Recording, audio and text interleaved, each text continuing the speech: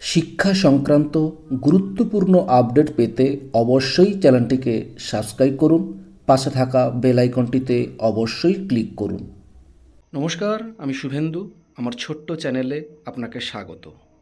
প্রাথমিক শিক্ষক শিক্ষিকাদের জন্যই অত্যন্ত গুরুত্বপূর্ণ একটি আপডেট এবং অর্ডার।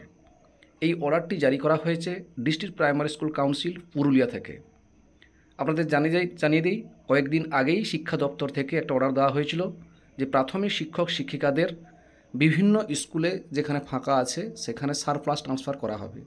সেই সংক্রান্তই নোটিশ অনুযায়ী এই পুরুলিয়া ডিপিএসসি থেকে প্রথম ফেজের জন্য সারপ্লাস ট্রান্সফার চালু হয়ে গেল।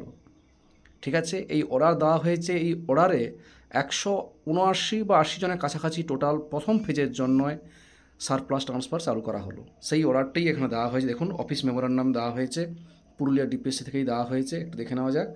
এখানে শিক্ষা দপ্তরের অর্ডার বলা হয়েছে স্কুল এডুকেশন ডিপার্টমেন্ট থেকে, এবং অ্যাডিশনাল সেক্রেটারি যে অর্ডার দিয়েছিল তার মেমো নম্বর দিয়ে এখানে একেবারে অর্ডার দিয়ে জানিয়ে দেওয়া হয়েছে কোন কোন শিক্ষকদেরকে সারপ্লাস ট্রান্সফার করা হলো, কোন স্কুলে ছিল, কোন স্কুলে যাচ্ছেন, পুরো তথ্য দিয়ে দেওয়া হয়েছে। প্রথম থেকে দেখুন, serial number, name of the assistant teacher, name of school, name of circle, name of the school, name of the circle.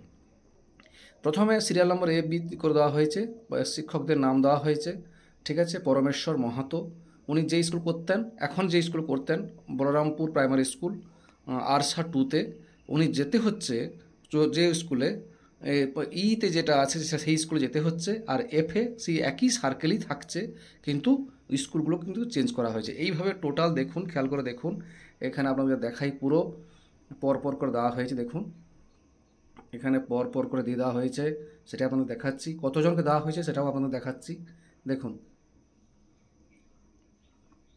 আপনার নাম আছে কিনা অবশ্যই এখান থেকে দেখে নিতে পারেন। আপনার ট্রান্সফার সারপ্লাস ট্রান্সফার হয়েছে কিনা সেটাও আপনি এখান থেকে দেখে নিতে পারবেন।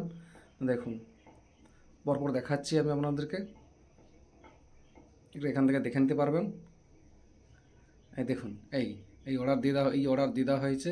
এখানে জানিয়ে দেওয়া হয়েছে যারা টিচার ইনগেজ, যারা বিএলও বা এবিএলও ডিউটিতে আছে ইলেকশন কমিশন আন্ডারে, তাদেরকে রিলিজ উইদিন 7, অর্থাৎ 7 ওয়ার্কিং ডে, সেটাও এখানে উল্লেখ করে দেওয়া হয়েছে। 7 দিন সময় দেওয়া হয়েছে এখানে, সেটাও এখানে উল্লেখ করে দেওয়া হয়েছে। এবং এগুলো কোথায় কোথায় ফরওয়ার্ড করা হয়েছে সেটাও দেওয়া হয়েছে। এবং এর পিডিএফটি অবশ্যই আপনি আমার ডেসক্রিপশনে পেয়ে যাবেন, সেখান থেকে ডাউনলোড করে আপনাদের নাম আছে কিনা অবশ্যই দেখে নিতে পারবেন। আমি পিডিএফটা ডেসক্রিপশন দিয়ে দিচ্ছি, ওখান থেকে ডাউনলোড করে দেখে নিতে পারবেন। যাই হোক, ভালো থাকুন, সুস্থ থাকুন।